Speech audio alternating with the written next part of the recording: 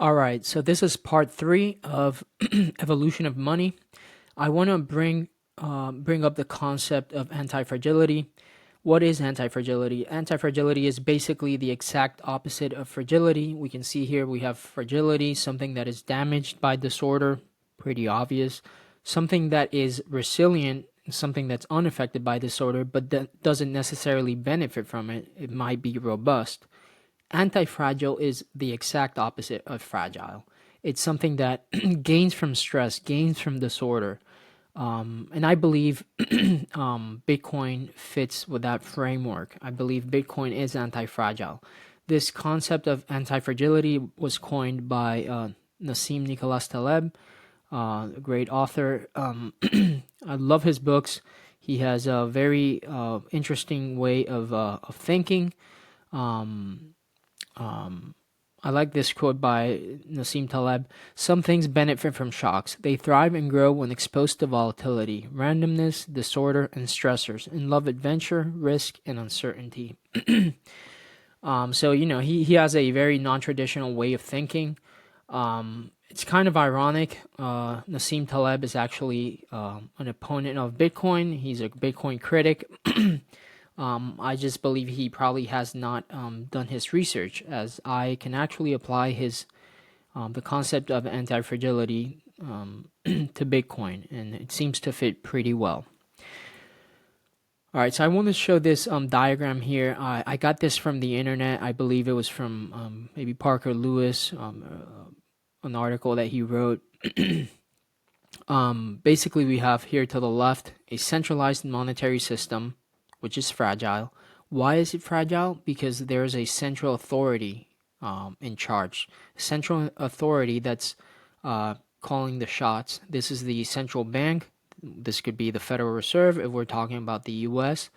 And then we have the regional banks or the private banks. This could be, like J.P. Morgan or Bank of America, Citibank, whatever.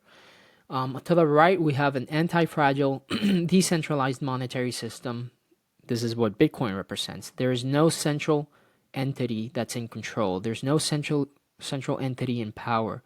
We basically have the nodes, which are distributed geographically throughout the world, throughout all the countries.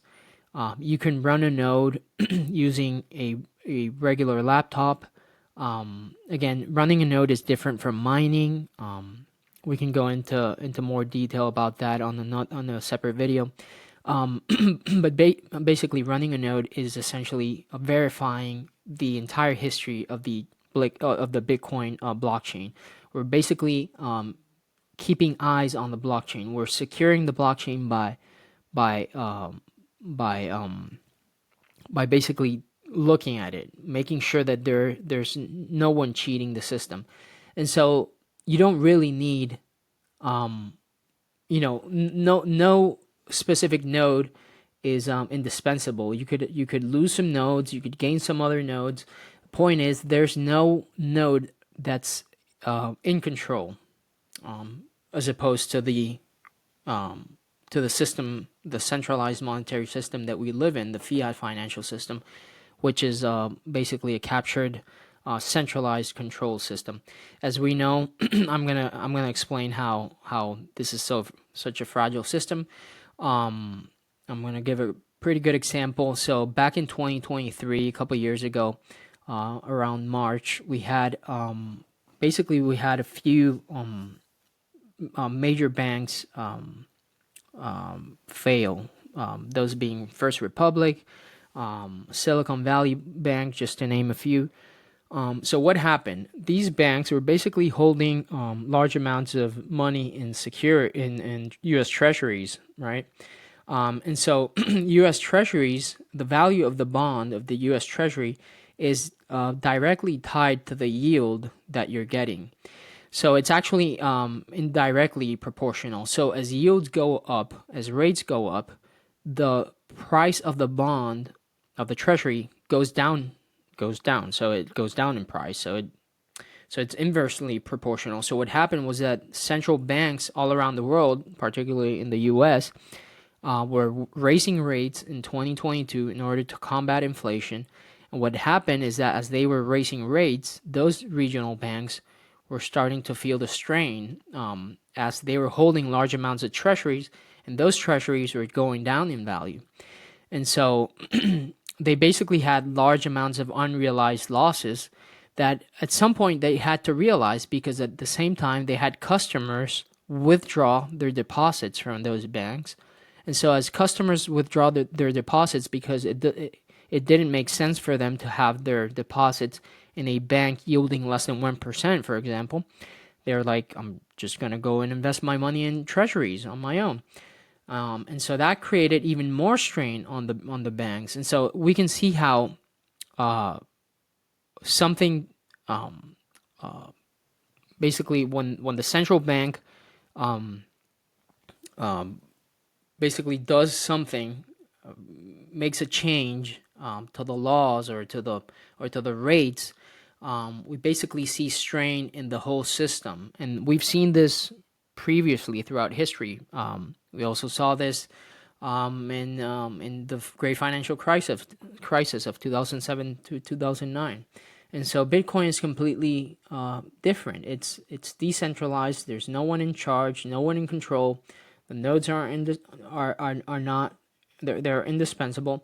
And so it's an anti-fragile system. That's the best way to describe it. I like this quote by Satoshi. A lot of people automatically dismiss e-currency as a lost cause because of all the companies that failed since the 1990s. I hope it's obvious it was only the centrally controlled nature of those systems that doomed them.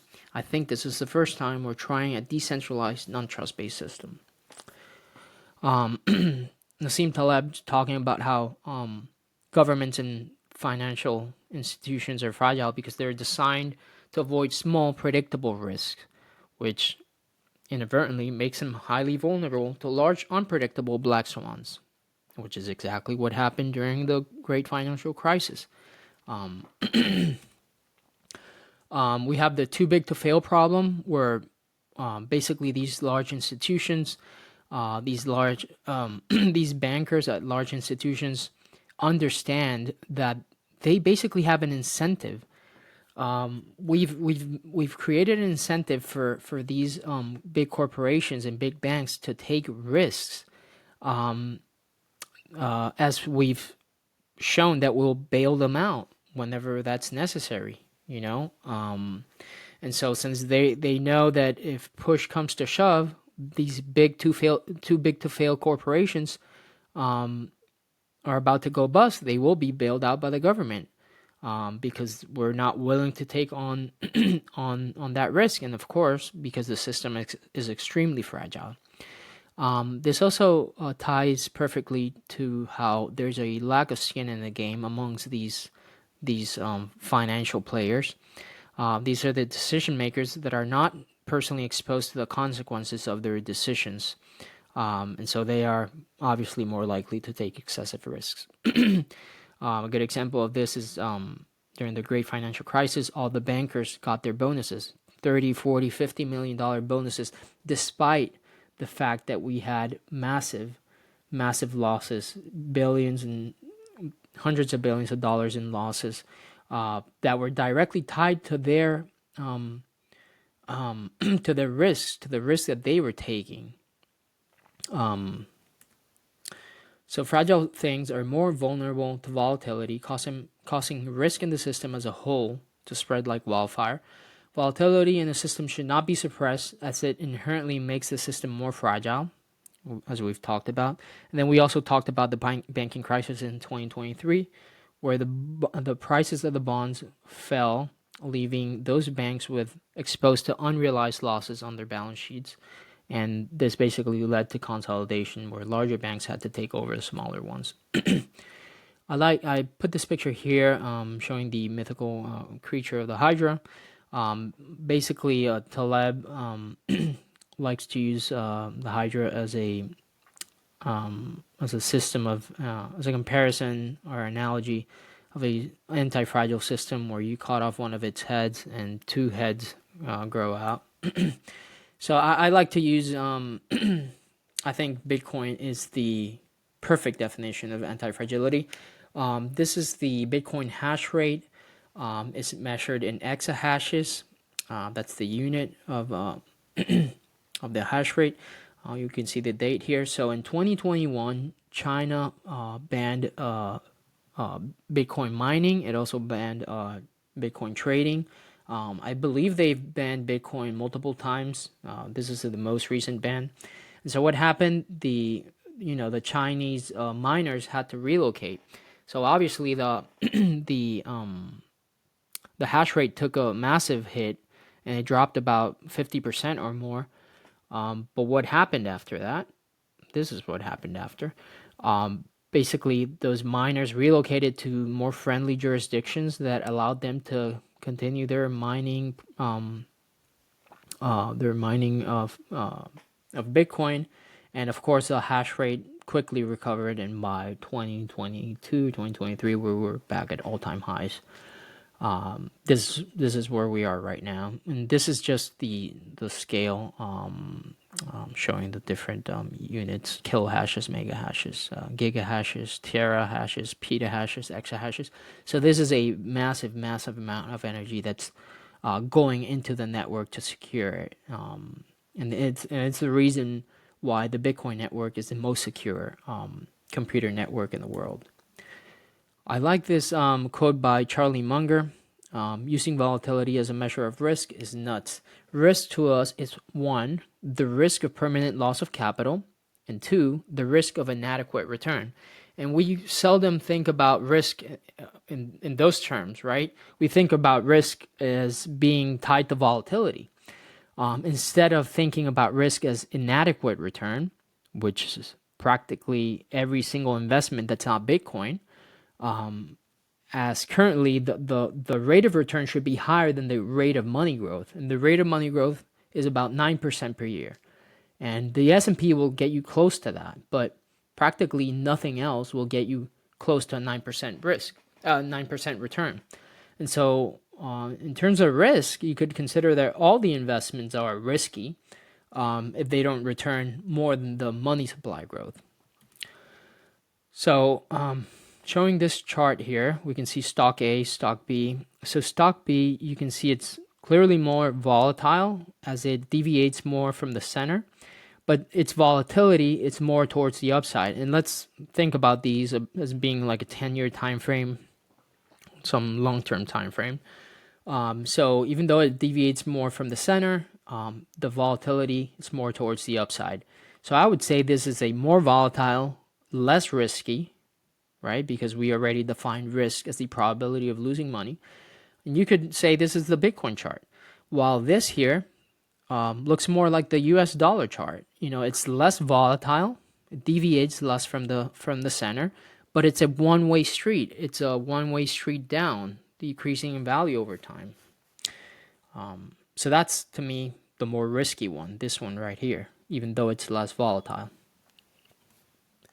So talking about crypto tokens, so basically other cryptos, they're basically unregistered securities. I'm not the one saying this. The SEC is saying this. SEC charges Coinbase for operating as an unregistered securities exchange, broker, and clearing agency. Even the CFTC has so the CFTC is the one that deals with commodities, has clearly stated that Bitcoin is different. Bitcoin is a digital commodity. All the other crypto tokens, they are unregistered securities, just like stocks, for example, but they are unregistered, meaning that the people in charge have not registered with the SEC. And so they're basically undergoing a violation of the SEC laws by doing this. Obviously, laws are still changing, and there's still a lot of uncertainty as to how we're gonna treat these crypto garbage. So talking more about tokens, crypto tokens. So most of these tokens have large pre-mines that have been allocated to the insiders or the founders. As we can see here, Ethereum, Binance, Polkadot, Cardano, whatever, I don't even know what all this crap is here. But the point is, they all have insider teams, includes all the team, the company, the venture capitalists purchase coins, and so they hold a certain percentage of these coins for themselves, and they just slowly dump them on retail investors that don't know what they're doing. These crypto tokens, most of them run on what's called proof of stake, which is a different type of algorithm from what the Bitcoin network runs on, which is proof of work. You need work in order to, an input of work, of energy, in order to secure the protocol. So these crappy tokens, they're primarily based of proof of stake. There's no hard supply cap. Even if they say, oh, XRP has 100 billion XRP, that could change. Same thing with Ethereum, that could change. They can manipulate the rules whenever they want. They can manipulate the rules as it will mostly benefit them. This is just showing some of the founders of ETH. We have Joe Lubin here. We have Vitalik Buterin. I believe these are the two primary ETH insiders and developers. Cardano, Charles Hoskinson, Chris Larson with XRP. Ripple is the parent company of XRP. This is just to show that Ripple, the company of XRP, is actually launching a CBDC platform and working directly with other governments in order to create central bank digital currencies. So you can see how scammy these people are. They have no interest in having a decentralized money for the people. All they want is control, and all they want is power. And people have still failed to see this, but it will become more evident as time goes on. Bitcoin Cash. This is Roger Ver. He basically created created a Bitcoin fork called Bitcoin Cash. So we see the Bitcoin blockchain here. So in about 2016 or 2017, I'm not sure exactly when, but basically he basically changed the rules to his liking and created this other project called Bitcoin Cash. Bitcoin continued doing its own thing, and so we basically just had a fork of Bitcoin. Again, this was almost 10 years ago. We're gonna see how Bitcoin Cash has performed relative to Bitcoin. All right, so this is the chart of comparing Bitcoin Cash relative to Bitcoin. As the chart goes down, it's Bitcoin Cash depreciating relative to Bitcoin. It's depreciated 94% all the time. So you can see, what a loser this guy is. Clear loser. Basically, I'm not even sure why he's pushing this garbage, but some idiots are still buying this absolute junk. And so, everyone just gets what they deserve. Performance of other shitcoins. Again, these are all centralized projects. They all have someone in charge. This guy here, XRP with this guy here, Cardano, this guy here, these guys here. These are all cryptos that have someone in charge calling the shots. They have corporations. They have headquarters. In contrast to Bitcoin, there's no one in charge. There's no one in charge. No one changing the protocol. The protocol cannot be changed. It's basically a set of rules. Bitcoin is a set of rules without rulers, as I previously said. Performance of other shitcoins relative to Bitcoin. I'm not sure. This might be XRP here.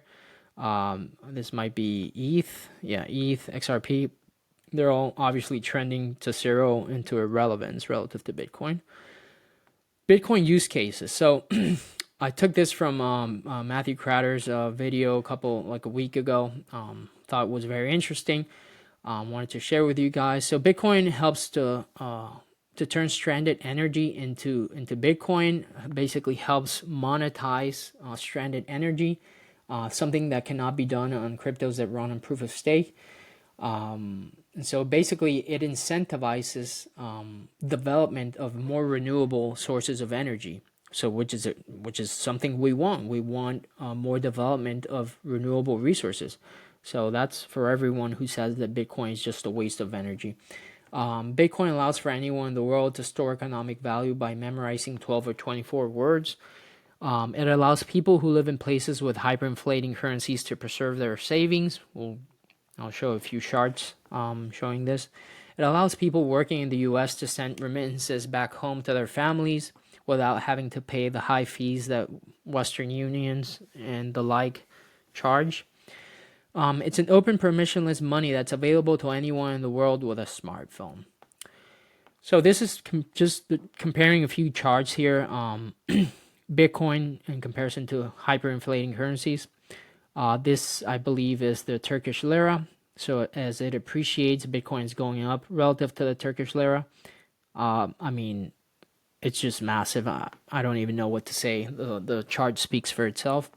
All time 200, almost 250,000% relative to the lira. So obviously, people in countries with hyperinflating currencies prefer to use dollars, just because dollars are basically the global reserve currency. This is the big chart of Bitcoin compared to the Lebanese pound. Same thing. Bitcoin chart compared to the Japanese yen. Bitcoin chart massively appreciating against the Chinese yuan, against the Canadian dollar, and of course against the US dollar. Bitcoin will continue to appreciate relative to every single fiat currency. All fiat currencies can be printed to oblivion. It doesn't matter what currency it is. It doesn't matter if it's the US dollar, if it's the Swiss franc. They will all be printed. I like this chart about showing the S&P 500 price in Bitcoin. So I talked about the S&P being one of the places where most people in the U.S. store their value, their wealth. So we can see here early on, obviously, a lot of volatility as Bitcoin was very easy to move around. The Bitcoin price was easier to move.